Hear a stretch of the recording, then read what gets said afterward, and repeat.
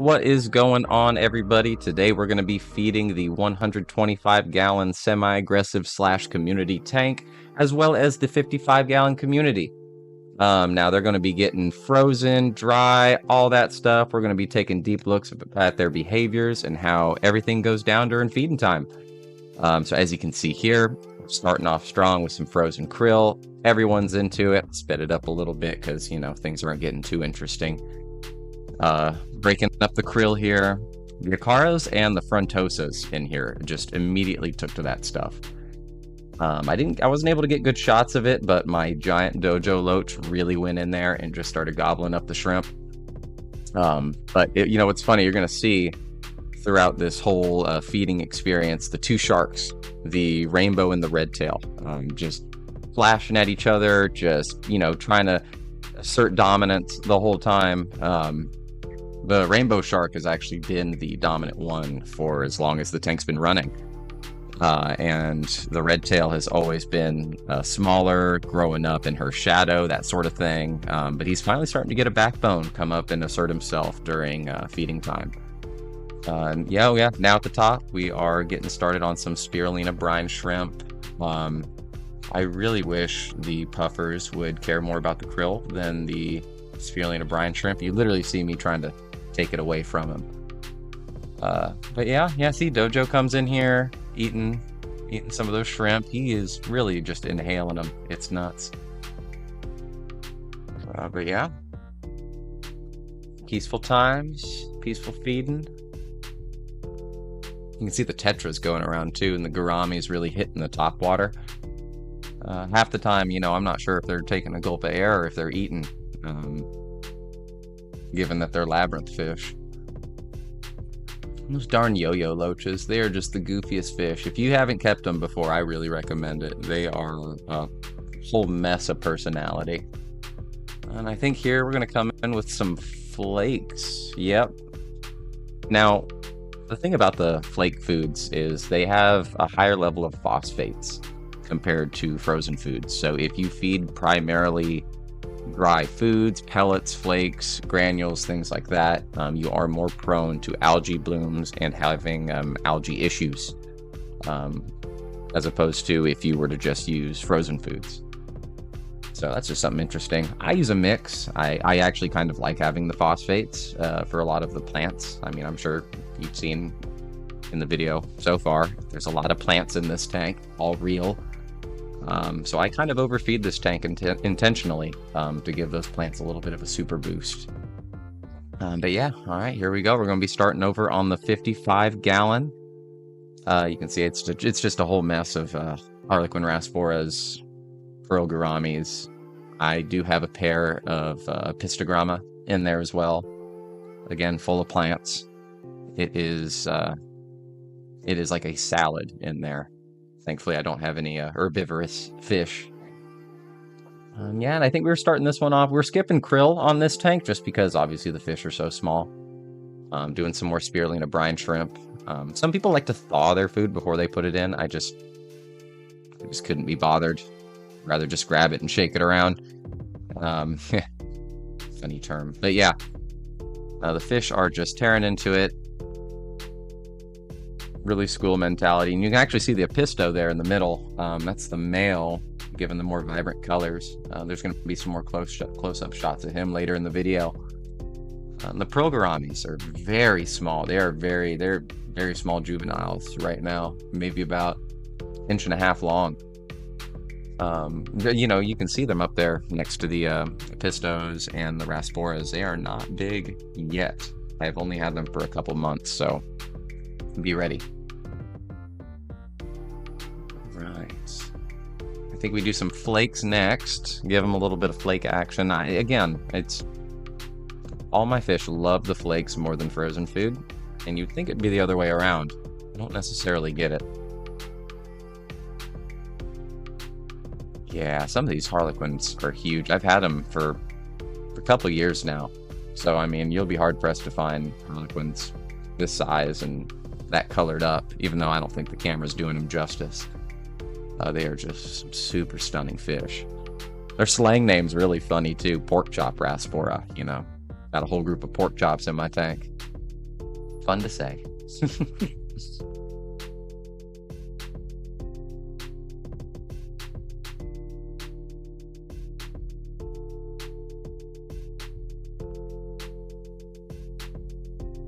All right, now we're going to be getting into some more close-up shots of the fish eating and just how they're interacting with each other. Here you can see all the bottom feeders, just going nuts, loaches and cories. Sharks are still just as territorial as ever. The Frontosa's really been docile, though. I see the Acara as being more of a jerk to him than he is to anyone else. Gourami back at it, hitting the surface with all the flagfish. Really fun. I have an opaline and a blue in there. All right, now see, look, this is just some of that goofy behavior that you get from loaches. He just comes up, takes a big old breath of air, disappears. Just a peekaboo. Look at that. Gosh, it's hard for you to hide with how big you are, dude. It's like 14 inches long. He is a crazy big loach. Fun fact about dojo loaches, actually, they're also called weather loaches because they can sense the barometric pressure in the atmosphere. So if a huge weather event or something's going on where it causes that fluctuation in the atmosphere, he can actually sense it and he'll start freaking out. It kind of gives me a little bit of a forewarning, but with technology nowadays, he cannot beat the news.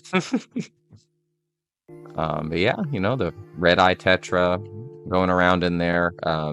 I had neons in there. They did not do very well, obviously, because of the bigger fish.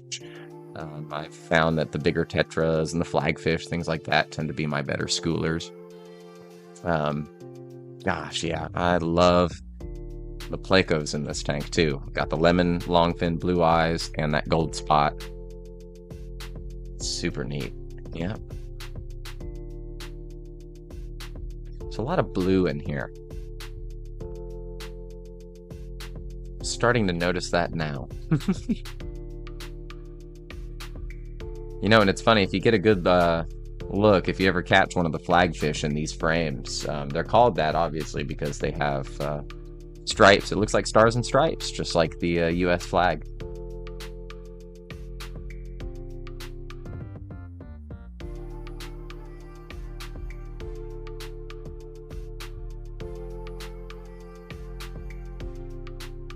I have a lot of driftwood in here right now, soaking, getting waterlogged so I can put it in a better position if you're wondering why it looks like I just felled 30 trees next to the tank.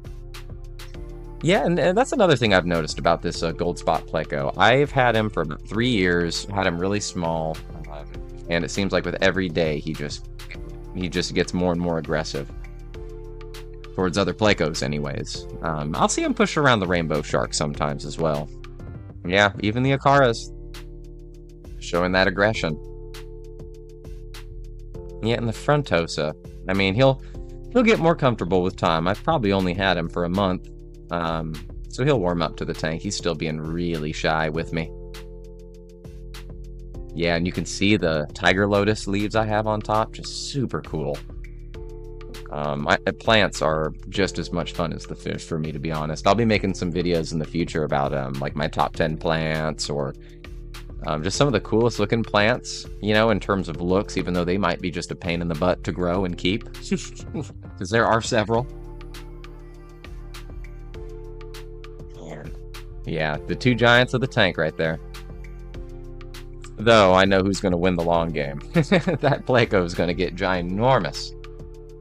Here's some shots of the 55. That's actually Mama Lemon Blue Eye Pleco. Got some coolie loaches in here as well, like little mini dojos. Just as goofy, just in a smaller package. And look at the fins on her. Like long fin, bushy nose plecos are no joke with how pretty they can be. And the blue phantom. Super, super cool. He just darted out there super quick. Check it out. Little rewind there. So you can really get a good look at him. But yeah, the blue phantom pleco. He's probably the fanciest pleco I have. Yep, and there is my red-shouldered apistogramma. That is my male right there. Super pretty fish. He's one of my favorites. And I do have CO2 injection if you can catch the bubbles back there. This is Floater City. So many floaters, keeping all my nutrient levels down. Haven't done a water change on this tank in over a year. You know, it is just such a fun tank to have, something you can really enjoy.